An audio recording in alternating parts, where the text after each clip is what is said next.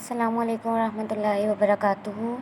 How are you class 6 student. हमने exercise 3.3 start की थी। इसका क्वेश्चन नंबर 1 और 2 मैंने आपको कल करा दिया था। आज हमने क्वेश्चन नंबर 3 से स्टार्ट करना है और आज हम लोगों का टॉपिक एलसीएम है।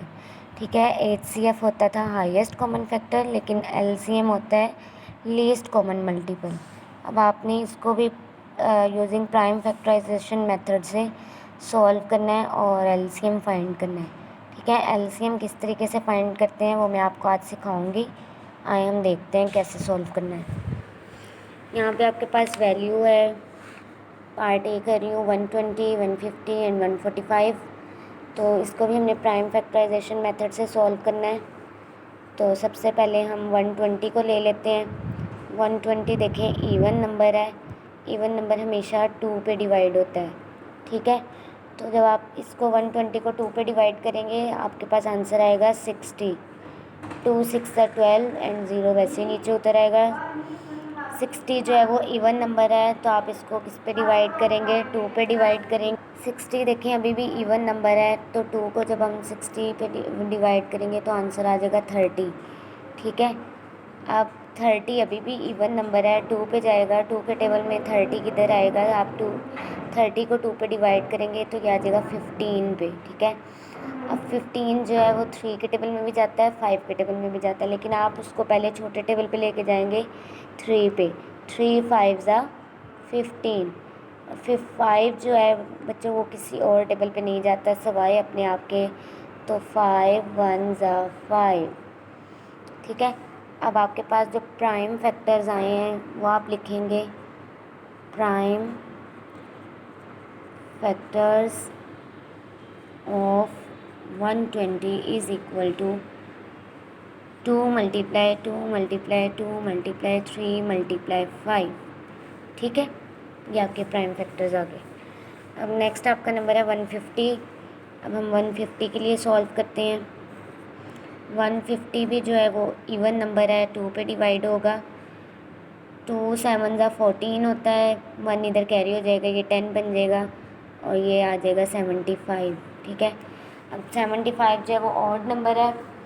ऑड नंबर जो है 3 या 5 के टेबल में जाते हैं, तो आप पहले से चेक करें कि ये 3 के टेबल में जाता है। 7 + 5 करें तो ये हो जाएगा 12। 12 3 के टेबल में आता है, इसका मतलब है ये 3 पे डिवाइड होगा।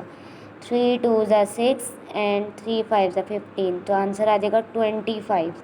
ठीक है, 75 को अपने अंदर रखना है, 3 पे डिवाइड करना है, तो आपके पास आंसर आएगा 25। अब 25 जो है 5 के टेबल में ही जाता है, तो 5 5 ज़ा 25 और 5 फिर अपनी टेबल पे जाएगा, 5 1 ज़ा 5। तो आपके प्राइम फैक्टर्स 150 के क्या हो जाएंगे, 2 मल्टीप्लाई 3 मल्टीप्लाई 5 मल्टीप्लाई 5। ओके, अब एक नंबर रह गया 145। अब आप 145 को डिवाइड करके देखें, पहले से चेक कर लें ये ऑड नंबर है, क्या ये 3 के टेबल पे जाता है। 5 और 4 9 और 1 10, इसका मतलब है कि इसे ऐड करने से ये 3 के टेबल में नहीं जा रहा, ये 5 के टेबल पे जाएगा। 5 2 ज़ा 10 एंड 5 9 ज़ा 45, ये आ जाएगा 29। अब 29 जो है वो प्राइम नंबर है, ये अपने आप पे ही डिवाइड होगा। तो प्राइम फैक्टर्स ऑफ 145 क्या हो जाएंगे, 5 मल्टीप्लाई 29। यहाँ भी आप ऐसे ही लिखेंगे prime factors of 145 is equal to 5 multiply 29। अब आप देखें कि इन तीनों में आपके पास कॉमन एलिमेंट क्या आ रहा है। ठीक है, कॉमन एलिमेंट अगर हम देखें तो सिर्फ 5 आ रहा है जो तीनों में कॉमन हो। ठीक है, जो तीनों में कॉमन था वो क्या आ रहा था, 5। अब आप जो लीस्ट कॉमन मल्टीपल होता है ना, इसमें हम 2 में भी कॉमन निकाल लेते हैं और 3 में भी कॉमन देखते हैं। अब 2 में कॉमन अगर आप देखें तो ये देखें 2 इन दोनों में कॉमन है। इसी तरह 3 भी जो है वो इन दोनों में कॉमन है। फिर ये देखें ये 29 है, बाकी और कुछ भी कॉमन नहीं है। तो जो आपके पास एलसीएम होता है, एलसीएम आपके पास इक्वल होता है common factors multiply non common factor, non common factors. ठीक है, इसका मतलब है आपको पहले कॉमन फैक्टर निकालने पड़ेंगे और फिर नॉन कॉमन फैक्टर निकालने पड़ेंगे। फिर आप एलसीएम निकालेंगे। अब कॉमन फैक्टर आपके क्या हैं, 2, 3 और 5। तो आप CF में क्या लिख देंगे, 2 × 3 × 5। अब नॉन कॉमन फैक्टर कौन से हैं जिनको आपने सर्कल नहीं किया, और वो ये हैं 2, 2, 5 एंड 29। तो नॉन कॉमन कौन से हो गए, 2 × 2 × 5 × 29। ठीक है। अब आप LCM किसके इक्वल आ जाएगा आपके, कॉमन फैक्टर्स। कॉमन फैक्टर्स कौन से, 2 × 3 × 5 multiply non common factors. Non common factors कौन से हैं, 2 × 2 × 5 × 29। ठीक है। अब आपने इन सबको मल्टीप्लाई कर लेना है। अब इन सबको मल्टीप्लाई, ओके बच्चों, अब हम इसको मल्टीप्लाई कैसे करेंगे, ये देखिए, 2 × 3, 2 3 ज़ा 6, 6 5 ज़ा 30। ठीक है, 32 ज़ा 60, 62 ज़ा 120, 120 को 5 से मल्टीप्लाई करेंगे, आ जाएगा आपके पास 600, और 600 को 229 से आपने मल्टीप्लाई करना है। तो ये आपके पास आपका आंसर जो है वो आएगा 17,400। ठीक है, ये आपका LCM का आंसर आ जाएगा इन सबको मल्टीप्लाई।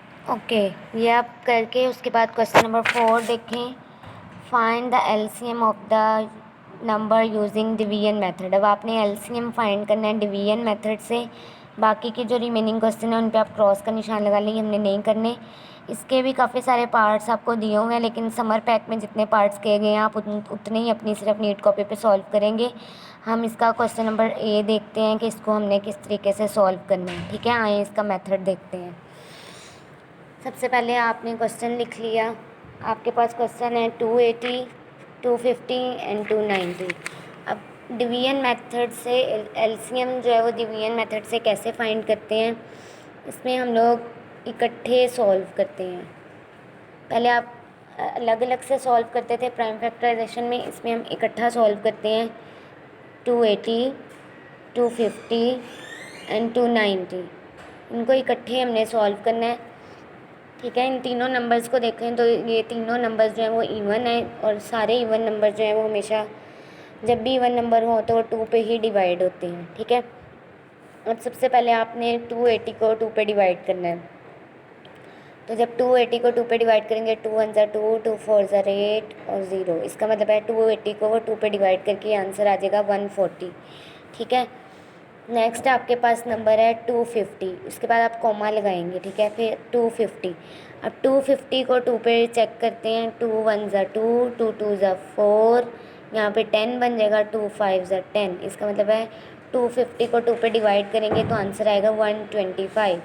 ठीक है, फिर कॉमा आ जाएगा। अब आपने 290 को 2 पे डिवाइड करना है। 290 को कैसे करेंगे, 2 1 ज़ा 2, 2 4 ज़ा 8, अब 9 में से 8 के 1, यहाँ पे 10 हो जाएगा। अब 10 2 के टेबल में कहाँ पे आता है, 5 पे। इसका मतलब है 290 को 2 पे डिवाइड करेंगे तो आंसर आएगा 145। अब देखें, ये वाला नंबर ऑड है, ये भी ऑड है, जबकि ये इवन नंबर है। जब तक आपका इवन नंबर ख़त्म नहीं हो जाता आप उसको 2 पे ही डिवाइड करते जाएंगे। ठीक है, अब दोबारा से इसे 2 पे डिवाइड करेंगे। अब 140 को 2 पे डिवाइड करेंगे तो आपके पास आ जाएगा 70।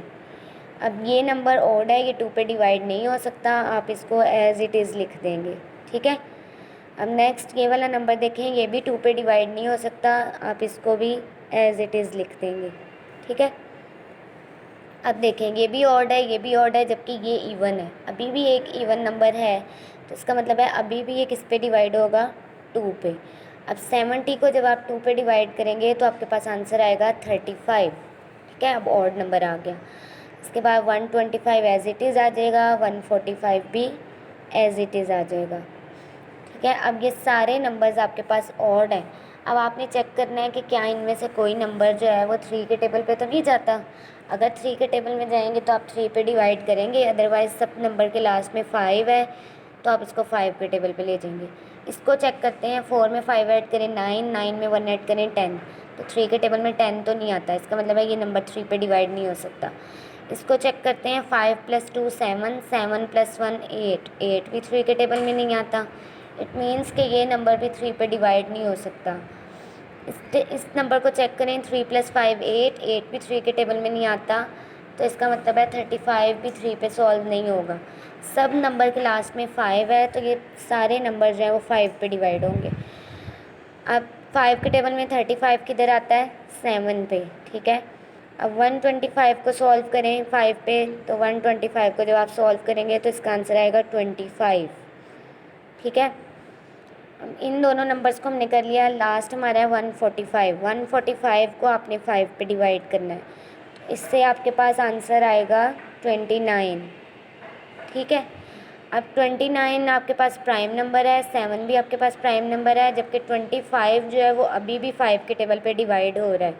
तो आप अभी भी इस नंबर को क्या करेंगे, 5 पे ही लेकर जाएंगे, ठीक है। अब 5 के टेबल में 7 नहीं आता, 7 वैसे ही लिख देंगे। 5 के टेबल में 25 5 पे आता है, आपने 5 लिख दिया। 5 के टेबल में 29 नहीं आता, 29 को हम एज इट इज़ लिख देंगे। अब 29, 5 और 7 तीनों प्राइम नंबर्स हैं। अब तीनों प्राइम नंबर हैं तो आप पहले छोटे नंबर पे लेके जाएंगे, इसका मतलब है अभी हम पहले 5 पे लेके जाएंगे, ठीक है। ये 7 एज इट इज़ आएगा, ये वाला 5 1 हो जाएगा, ये 29 भी एज इट इज़ आएगा। अब आपके पास 2 नंबर्स रह गए हैं, 7 और 29। तो अभी आप पहले 7 पे लेके जाएंगे, ये नंबर 1 हो जाएगा, ये ऑलरेडी 1 हो गया और ये आ जाएगा 29। अब इस नंबर को 1 करने के लिए आप इसको 29 पे डिवाइड कर देंगे, ठीक है। तो ये आपके पास आ जाएगा 1 1 1। तीनों जब 1 हो जाएंगे तो आपका जो है वो सॉल्व हो जाएगा क्वेश्चन। तो अब आपका जो एलसीएम है वो किसके इक्वल होगा, ये सारे जितने भी फैक्टर्स आए हैं इन सबके मल्टीप्लिकेशन के। तो ये फैक्टर्स क्या आए हैं, 2 multiply 2 multiply 2 multiply 5 multiply 5 multiply 5 multiply 7 multiply 29। अब इन सबको मल्टीप्लाई करके देख लेते हैं। 2 2 ज़ा 4, 4 2 ज़ा 8, 8 5 ज़ा 40, 45 ज़ा हो जाएगा 200, 200 5 ज़ा हो जाएगा जी 1000, 1000 7 ज़ा 7000, 7000 को आप 29 से मल्टीप्लाई कर लें। 7000 को आप 29 से मल्टीप्लाई करेंगे तो आपके पास आंसर आएगा 203,000, ठीक है। ये आपका जो है एलसीएम आ जाएगा। इसी तरीके से बाकी के जो रिमेनिंग क्वेश्चन हैं वो आप लोगों ने खुद करने हैं, और बाकी जो क्वेश्चन नंबर 5 6 7 है वो हमने नहीं करना, वो आप लोगों ने बुक पे क्रॉस कर लेना है, ठीक है। अल्लाह हाफिज़।